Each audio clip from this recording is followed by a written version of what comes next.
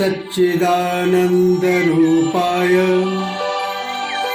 विश्वोत्पत्त्यादिहेतवे तापत्रय विनाशाय श्रीकृष्णाय वयं नमः।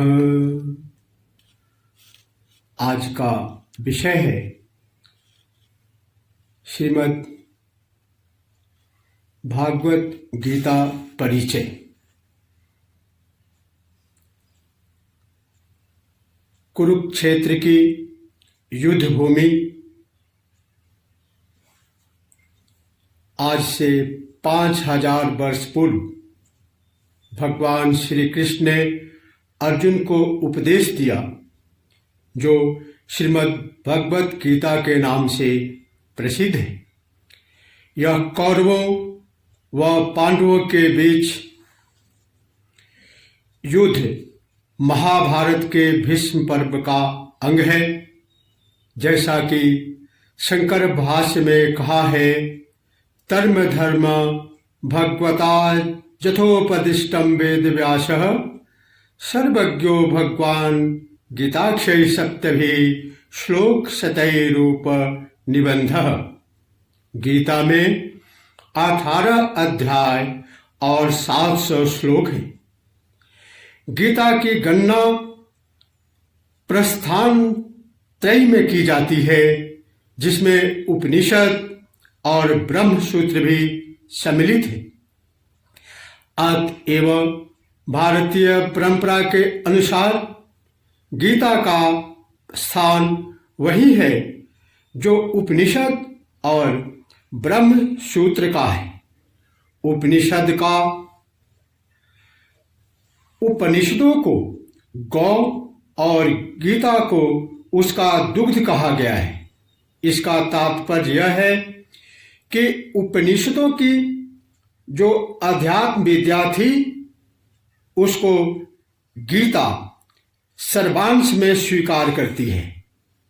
उपनिषदों की अनेक विद्याएं गीता में है, जैसे संसार के स्वरूप के संबंध में अश्वत्थ विद्या, अनादि अजन्मा ब्रह्म के विषय में अव्यय पुरुष विद्या, परा प्रकृति के विषय में अक्षर पुरुष विद्या और अपरा प्रकृति या भौतिक जगत के विषय में क्षर पुरुष विद्या।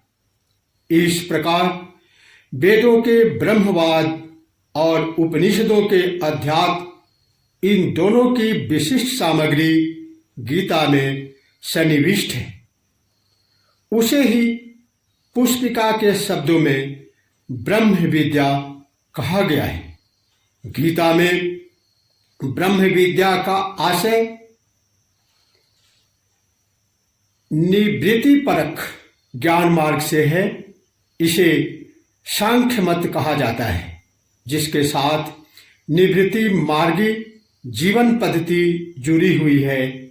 लेकिन गीता उपनिषदों के मोड़ से आगे बढ़कर उस युग की देन है जब एक नया दर्शन जन्म ले रहा था, जो गृहस्थों के प्रवृत्ति धर्म को निवृत्ति मार्ग के समकक्ष और उतना ही फलदायक मानता था। इसी का संकेत देने वाला गीता की पुष्पिका में योग शास्त्रे शब्द है। योग शास्त्रे का अभिप्राय निसंदेह कर्म योग से ही है। गीता में योग की 2 परिभाषाएं पाई जाती है। एक निवृत्ति मार्ग की दृष्टि से, जिसमें समत्वम योग उच्यते कहा गया है, अर्थात गुणों के वैभव में साम्य भाव रखना ही योग है। योग की स्थिति वही है। योग की दूसरी परिभाषा है योगा कर्मसु कौशलम, अर्थात कर्मों में लगे रहने पर भी ऐसे उपाय से धर्म करना कि वह बंधन का कारण न हो और कर्म करने वाले उसी असंग या निर्लेप स्थिति में अपने को रख सके जो ज्ञान मार्गियों को मिलती है। इसी युक्ति का नाम बुद्धि योग है और वही गीता के योग का सार है। गीता के दूसरे अध्याय में जो तस्य प्रज्ञा प्रतिष्ठिता की धुन पाई जाती है उसका अभिप्राय निर्लेप कर्म की क्षमता वाली बुद्धि से ही है।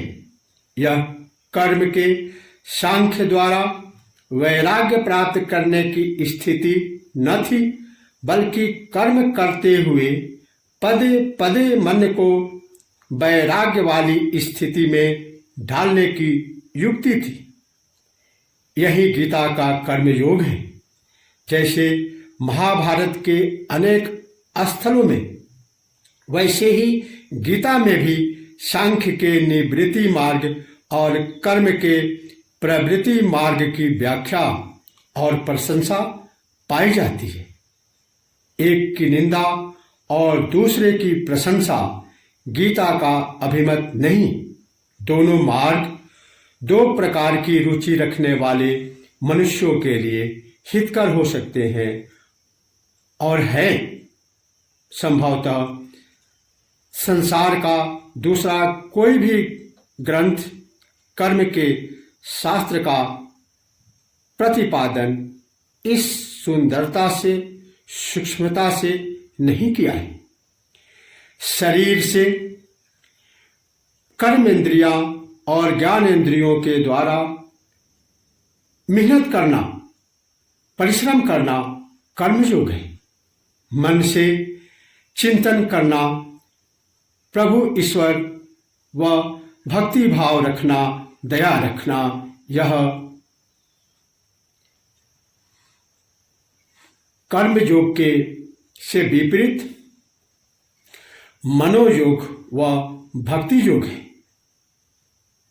और ज्ञान इंद्रियों के द्वारा ज्ञान विज्ञान का सृजन करना, अपने सृजन शक्ति को बढ़ाना, लोक कल्याणकारी बनाना, यह बुद्धि योग है।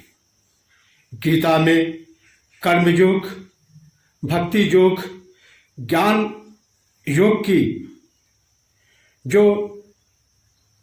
पराकाष्ठा पाई जाती है वह अन्यत्र प्राप्त नहीं होती। इसीलिए इसे योग शास्त्र बताते हुए योगा कर्मसु कौशलम कहा गया है। अर्थात गीता हमें कर्म कुशल बनाती है। इसके उपदेश हमें असतो मा सद्गमयः तमसो मा ज्योतिर्गमयः मृत्यो मा अमृतम गमय के मार्ग पर प्रशस्त करती है। भगवान श्री कृष्ण की वाणी जीवधारियों के लिए मंगलमय हो। इसी के साथ अगले अंक में फिर मिलते हैं। तब तक के लिए जय श्री कृष्ण। तत्पुरुषाय विद्महे नारायणाय धीमहि तन्नो कृष्ण प्रचोदयात्।